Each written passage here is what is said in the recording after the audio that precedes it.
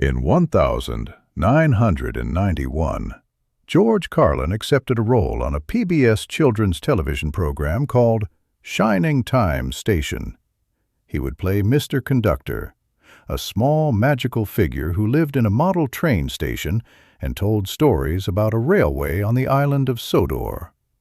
He was 54 years old. He had been arrested for obscene language. He had fought the FCC to the United States Supreme Court. He had spent 2 decades building a body of work that was, by any reasonable measure, the most confrontational and least family-friendly in American comedy.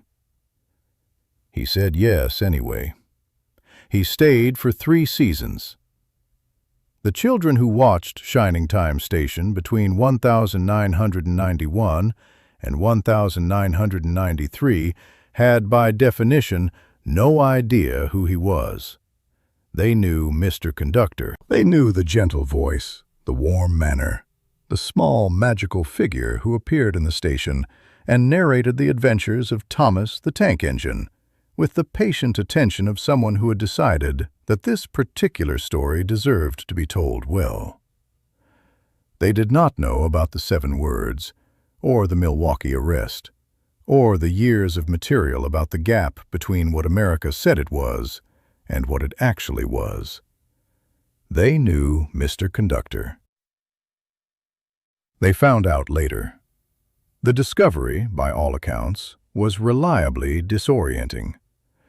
There is a specific experience that a generation of people who grew up watching Shining Time Station describes.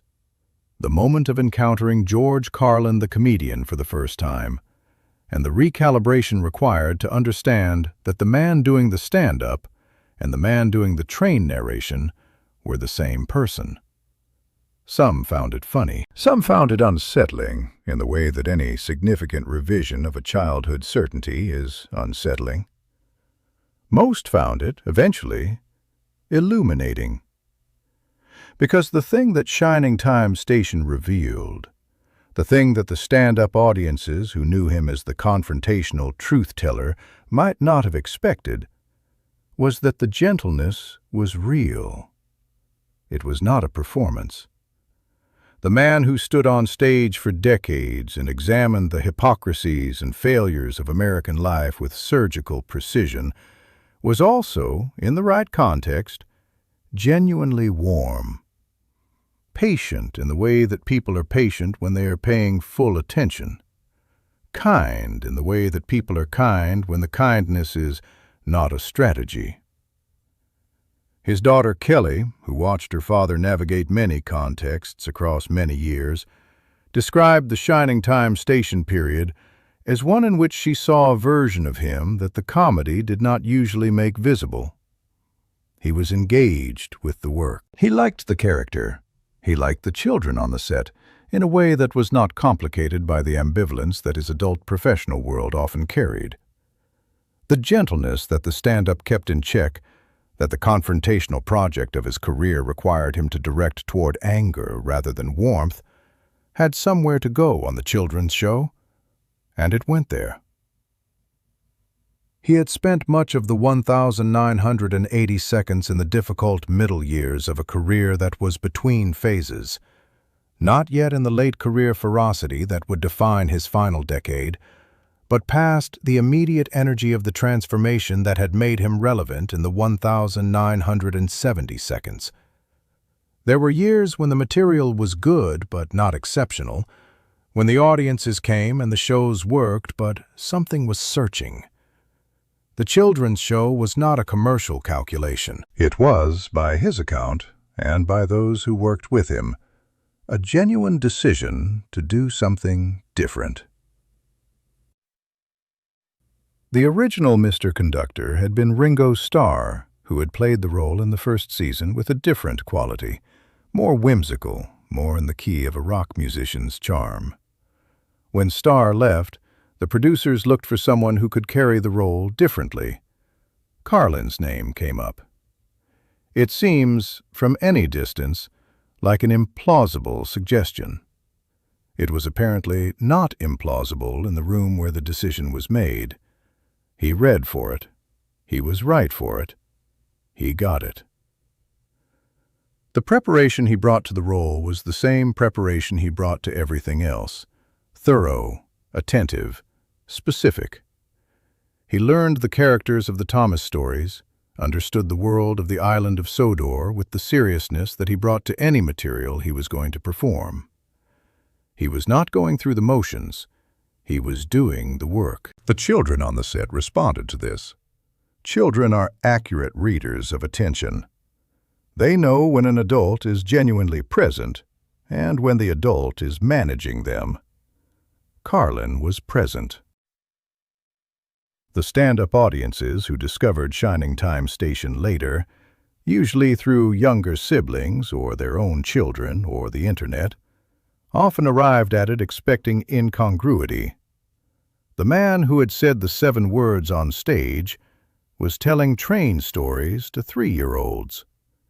The comedic gap between those two things is obvious, and it is funny in the way that true incongruities are funny, which is to say, it points at something real. What it points at is this: the confrontational public George Carlin and the gentle private one were not contradictions. They were the same person, applying different aspects of a coherent character to different contexts. The anger in the stand-up came from the same source as the patience in the children's show. Both were forms of paying attention. Both were expressions of a man who had decided, for reasons that went deep into who he was, that the things in front of him deserved to be taken seriously. The stand-up took the failures of the world seriously. The children's show took the attention span and the moral imagination of a 4-year-old seriously. Both required the performer to be fully present. Both required him to mean it. The generation of people who grew up with Mr. Conductor and then found George Carlin carry something unusual: a knowledge of the same man at 2 different registers, across 2 different decades, in 2 completely different modes of address. They have, without quite planning to, experienced what Kelly Carlin spent years learning to articulate: that the public performance and the private person were related in ways that only became clear when you had seen both.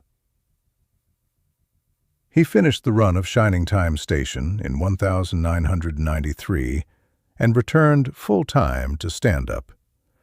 The next decade would produce the most ferocious material of his career, the late HBO specials that burned with the specific anger of a man who had stopped being careful about what he said to whom. The gentleness of the train show years did not disappear. It went back to being invisible, which is where it had mostly lived anyway. But it had been there. It had been visible to several million children who had no context for what they were seeing. They remembered it the way children remember things that were real, without analysis, without irony, with the simple accuracy of people who had not yet learned to doubt their own perceptions. George Carlin stood in a miniature train station for 3 years and told stories to children. He did it well. He did it with the full application of his attention and his craft. The children knew. They did not know how they knew. They knew.